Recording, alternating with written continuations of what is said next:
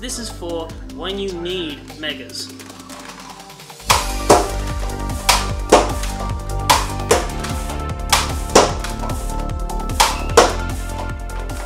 Hello and welcome! I'm Justin and welcome back to Make.Test.Battle. In this video we're going to be going over learning about actually making a 3D printed product.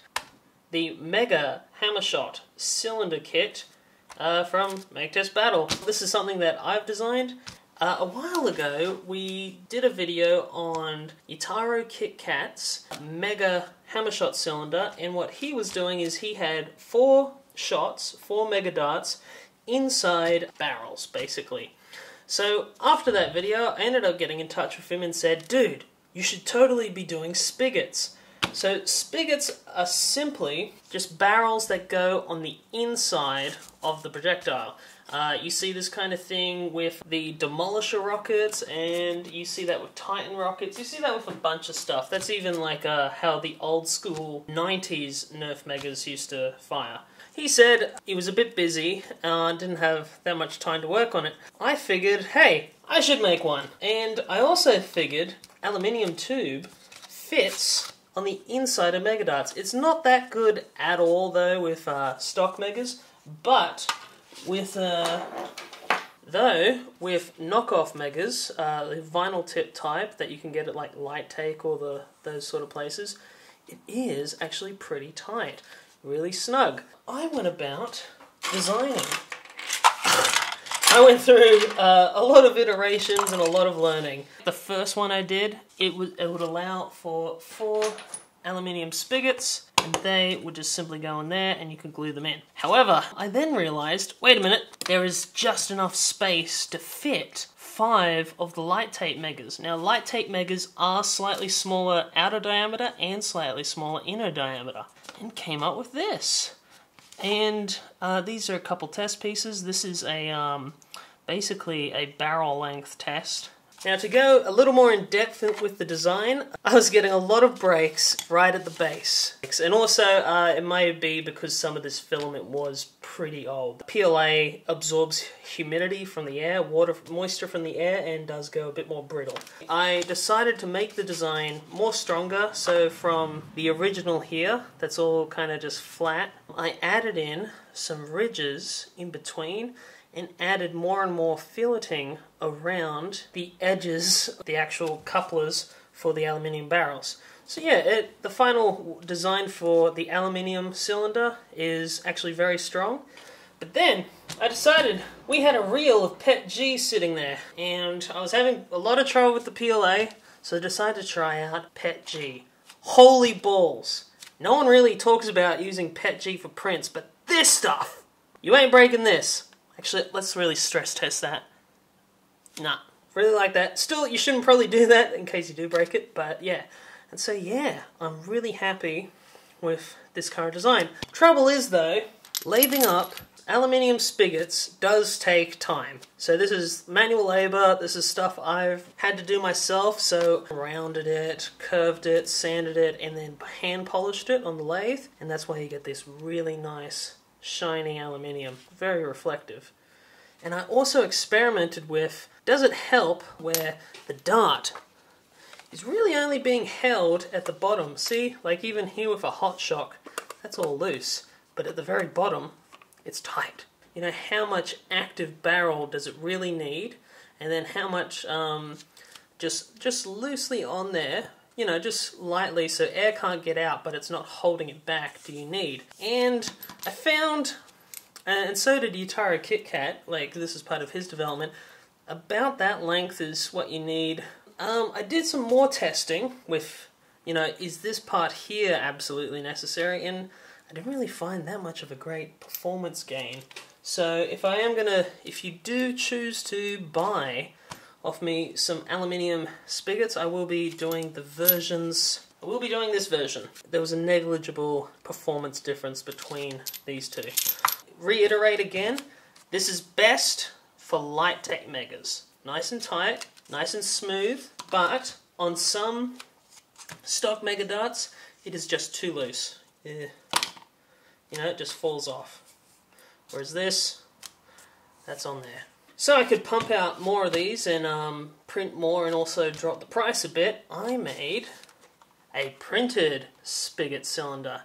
And so I had to redesign this a little bit again, but once again, lots of fillets for extra strength, so we don't have any sharp corners, and stress concentrators, so it doesn't just snap off like, like that's a perfect example. Also, ridges into the center there. And I also designed it so that the pentagon, I've designed it for the tool head where you come to that corner, and then the next one has to go around that corner, and then the next one has to do a bigger radius again around that corner, so that those outer corners, 2mm radius, so that way the print path is really smooth and in line. And you know, there's no little tiny air gaps in between when you do funky shapes or that kind of thing. What are the actual parts that come in the kit? So you've got the extension arms. Now this is revision 2, and these ones are actually a little bit longer than revision 1 that we got here. And so then that way it comes up much more flush. This is what Yutaro gave me, and he didn't have any problems, but I don't know, maybe it's my printer and my print settings was a little bit smaller, but I'll make sure that those are nice and flush. You also get a little pin that the cylinder can spin in, and that just sits in there. That's printed at, I think it's 4mm, what is it? I don't know. But that's fairly strong and sturdy, that's not going to snap. But that's so this can come apart easily and will actually release. As well, it comes with a cutting block. This goes in between forks, and then that braces it so that way it doesn't like flex when you're cutting it. So you can use a hacksaw, you know, you can use whatever your cutting implement you would like. So this was the other design feature. So this is Yutaro KitKat's original one. So he's 4-sided, and he printed the whole spindle and the key.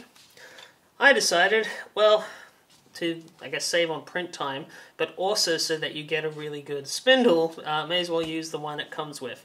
And so this is the 5-sided one, and I've made a key connector that screws in to your stock spindle. Because, you know, it's 5 megas, may as well use it, you've got it. And, you know, it's injected plastic, really smooth. So yeah, those are all the parts that it comes with. There will be a price difference between the printed spigot and the more expensive aluminium, because that requires a fair bit of labour to get it to the quality standard that I want. I do want it polished and smooth. That does cost more. It does take my time. And allow me to demonstrate an installation of how to put this in, how to use the cutting block, and see what kind of performance we get.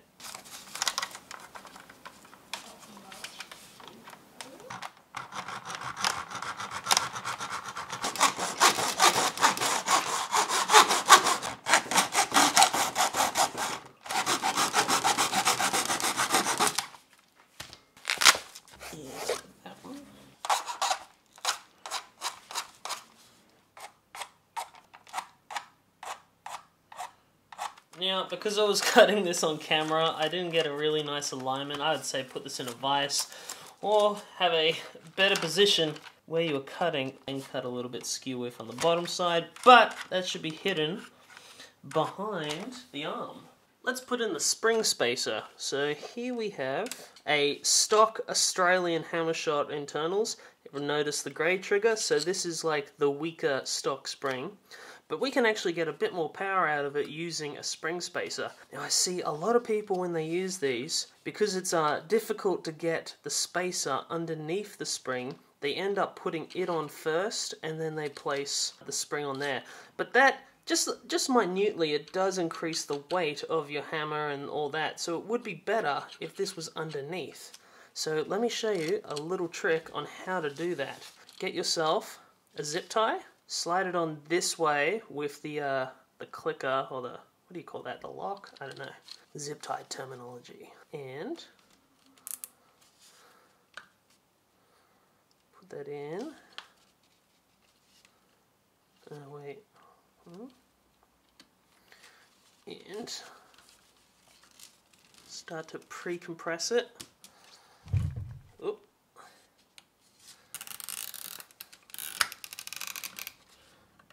There you you go. See that? Now, this is also a great trick if you want to use some super beefy spring, something ridiculous, you know? And boom! Look at that! It's underneath now. So, boom. Look at that. It's sliding through, and we're getting nearly a full compression. I didn't want to make this too long just in case it's just too big, otherwise then you can't compress it and catch it at all. There we go. Alright, next step. Okay, we're going to take the spindle and we're going to attach it to our spindle key.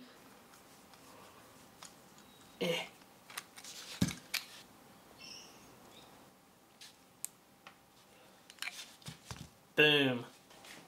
Alright, this one here. The step is in line with the plastic and that.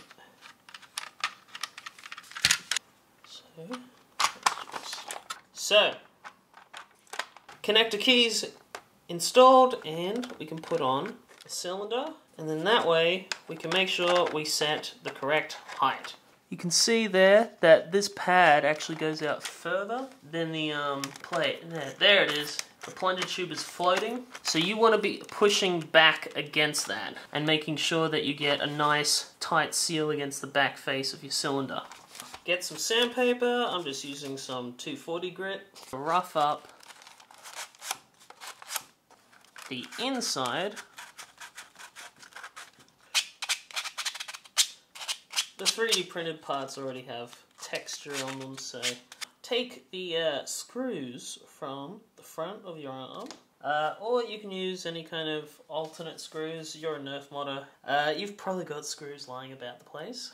Just make sure with whatever screws you do use that they can slide through this piece and they catch in the other half. If you are using alternative screws, maybe bore out this side first, because you don't really want the thread catching on this side. You want the thread to pass through, so then it catches on this side and then pulls this and clamps that onto it. Yeah. Stripping screws on camera, Justin? Jeez.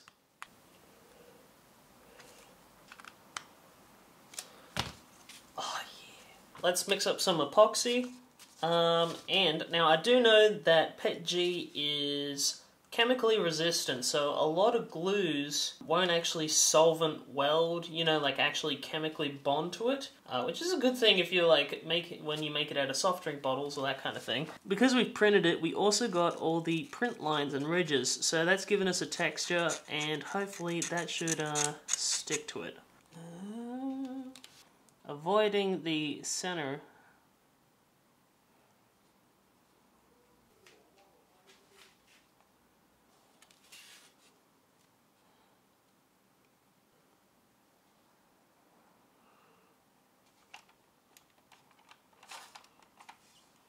Whoops. Oh yeah, I forgot the important bit.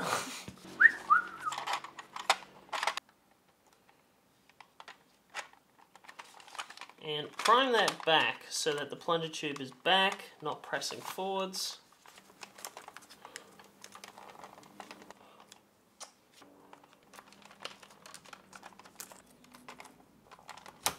And I've just put it in the vise to make sure it's centered and aligned down the middle. Probably just scratched that, didn't I? Nah, I'm good. The cutting block is mostly there as a brace to stop the forks squishing in as you cut them. So just keep that in mind. They're not a measuring stick for the cut line. So cut further up and then grind down to get your perfect fit.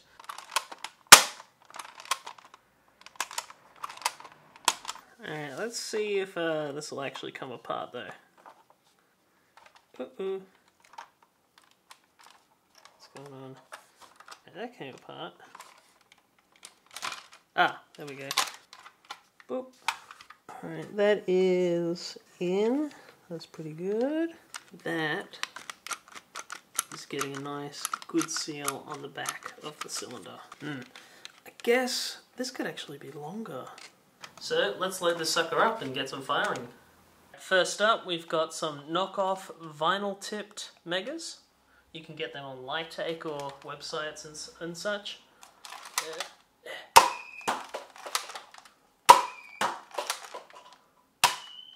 Lol.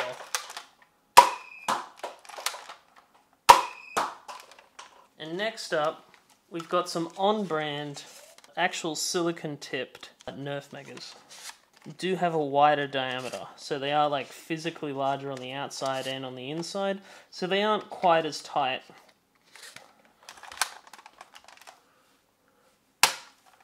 Yep. Oh, really got a whistle. And... Huh! Ooh, what happened there? The bad one? I'm now curious. Yeah, I don't know what happened there. Try that one again on a different barrel, just to be safe. Yeah. So, of course, not groundbreaking performance. I've stated this. The biggest limitation with this mod is the Hammershot itself. The stock plunger tube is really tiny, and also that performance was with an Australian grey trigger stock spring.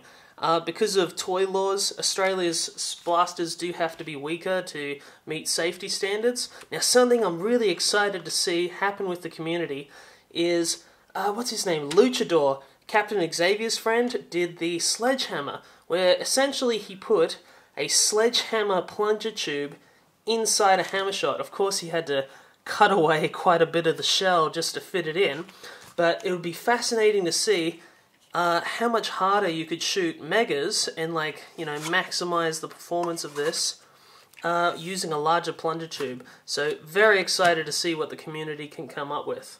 But this is for a special use case. This is for when you need Megas.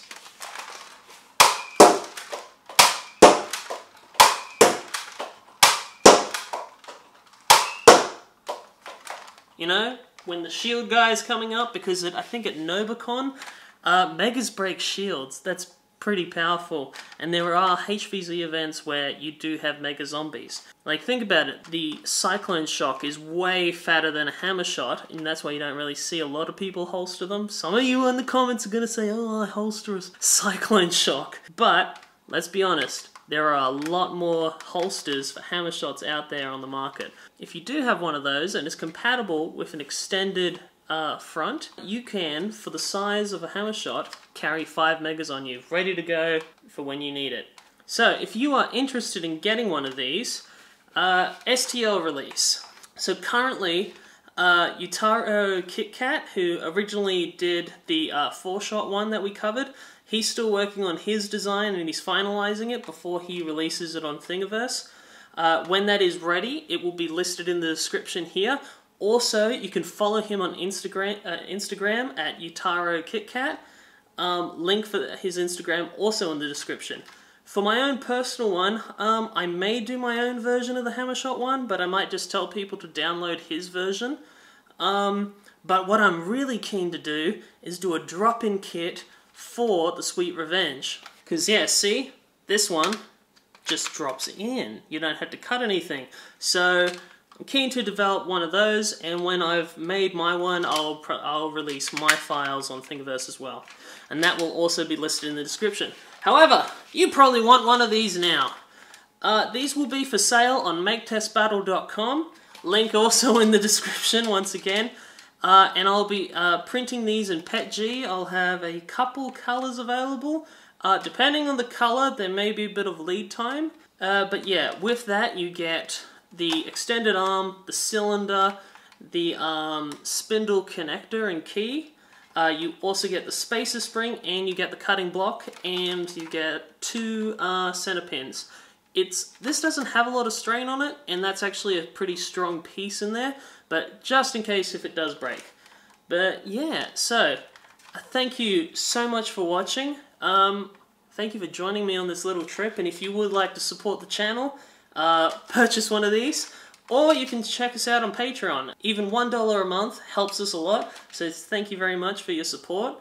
And thank you to all our past patrons who have supported us. Really means a lot that you guys believe in what I'm doing here, and you guys really like my editing and that kind of thing, and our style. Thank you very much for watching. I'll see you later.